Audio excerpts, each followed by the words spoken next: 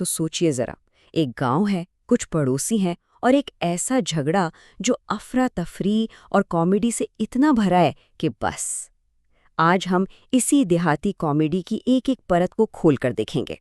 اچھا، تو کہانی شروع ہوتی ہے ایک بہت بڑے اور پرجوش اعلان سے، ایک ایسا وعدہ جس نے پورے گاؤں کی توجہ کھینچ لی کہ بھائی بکرے کا لنگر ہوگا، اور وہ بھی صبح شام۔ لیکن سوال یہ ہے کہ کیا یہ وعدہ پورا بھی ہو پائے گا؟ لیکن اصل سوال تو یہ ہے کہ لنگر ہوگا کیسے جب پڑوسی ناراض ہیں، جیب بالکل خالی ہے اور بکرے کا تو شاید وجود ہی نہیں ہے۔ تو چلیں پھر اس معاملے کی ذرا تہہ تک پہنچتے ہیں کہ آخر ماجرا ہے کیا۔ اور مزے کی بات یہ ہے کہ یہ سارا ہنگامہ یہ شروع ہوا ایک بہت ہی چھوٹی سی چیز سے، ایک میٹھی ڈش جس نے پورے ماحول میں کھٹاس بھر دی۔ تو ظاہر ہے اس پورے ڈرامے میں کچھ بہت ہی دلچسپ کردار بھی ہیں۔ چلیں ایک ایک کر کے ان سے ملتے ہیں۔ سب سے پہلے ہیں رمزی صاحب۔ منصوبے ان کے بہت بڑے بڑے ہیں، لیکن جیبیں بالکل خالی، اور سچ پوچھیں تو ان کی انا ہی ہے جو اس پوری کہانی کو چلا رہی ہے۔ اور لوگ ان کے بارے میں کیا سوچتے ہیں اس کا اندازہ ایک پڑوسی کے اس جملے سے ہو جاتا ہے، بکرے دی قسمت لے کے بیٹھا ہے تے پورے پنڈ نو لنگر رکھوان دی گل کردا ہے۔ مطلب اس ایک لائن سے ہی صاف ہو جاتا ہے کہ گاؤں والے رمزی کے منصوبوں کو کتنی سنجیدگی سے لیتے ہیں۔ اور پھر آتی ہیں نوری اور شرمیلی۔ یہ وہ دو پڑوسنے ہیں جن کی ایک ذرا سی بحث نے پورے گاؤں میں سمجھے آگ ہی لگا دی۔ ہوا یہ کہ نوری کی ساس نے اسے شرمیلی کے گھر گجریلا لینے بھیج دیا، اور بس یہیں سے ہمیں گاؤں کے ان سماجی تعلقات کی ایک جھلک ملتی ہے جہاں ایک چھوٹی سی فرمائش بھی ایک بڑے طوفان کی وجہ بن سکتی ہے۔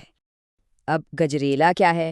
یہ گاجر، دودھ اور چینی سے بننے والا ایک روایتی میٹھا ہوتا ہے، لیکن اس کہانی میں یہ صرف میٹھا نہیں ہے، یہی وہ چنگاری ہے جس نے پورے جھگڑے کی آگ بھڑکائی۔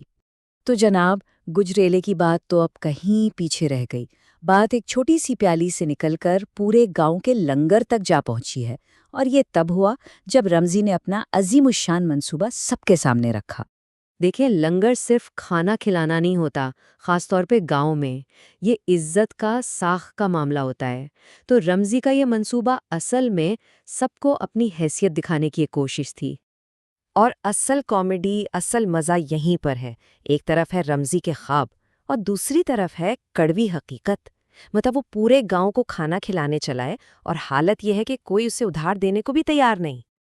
چلیں، منصوبہ تو بن گیا، لیکن اب دیکھتے ہیں کہ یہ بکھرتا کیسے ہے۔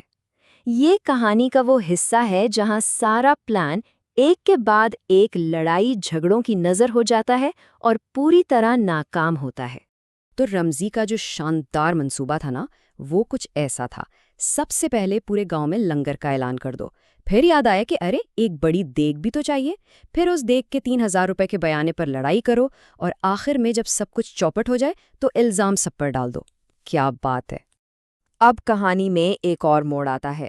ایک بزرگ ہیں فلک شیر، وہ رمزی کو نئے سوٹ کے لیے 5,000 روپے دیتے ہیں، لیکن ان پیسوں میں سے 3,000 روپے سیدھا دیگ کے کرائے میں چلے جاتے ہیں، اور بس یہیں سے ایک نیا جھگڑا کھڑا ہو جاتا ہے۔